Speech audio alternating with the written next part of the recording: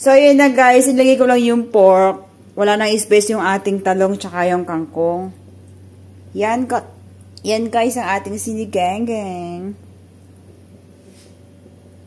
Tara guys, magluto ng pata. Ayan, pero laman lang ang pinili natin. Hindi yan talagang may buto. So, yan. Pang sisinigang-gang natin. Siyempre, ayan, pinakuloan muna natin sa lemongrass at asin. Siyempre, huhugasan bago igisa. Ayan guys. So, ayan. Nahugasan na natin. Pwede na natin igisa. Mag-gisa lang tayo ng bawang at sibuyas guys. Ayan. So, ayan. Ito yung bawang at sibuyas na ginisa. Pero, ayan. Ipa-fry muna natin siya. Yan natin pang sinigang-gang. Yan, fry lang. Yan ang ating pata. Pero yung laman ang pinili natin. So, yan. Para hindi... Kasi ayaw na nang sharean ko nito ng taba. So, ako lang ang mukhang taba talaga. So, yan.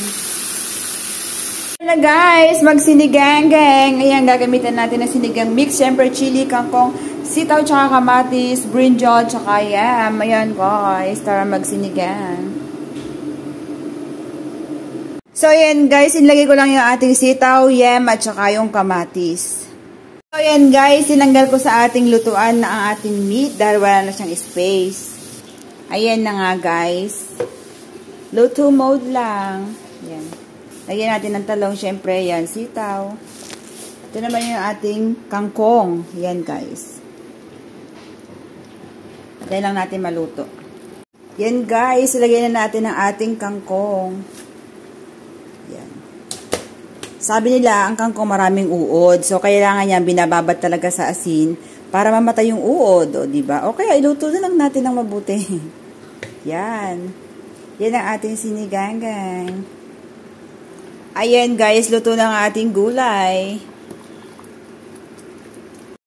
So, yan, guys, ang ating sinigang-gang. Yun. Yan, guys. Yung pata ng baboy. Pwede bang pata ko na lang din? So, ayan guys. Yun. Yan guys. Ito naman sa akin. Siyempre, ayan, ibinukod ko na yun sa akin dahil iwas-iwas tayo ngayon sa gulay. Ayan guys, pamimigay lang natin lahat yan.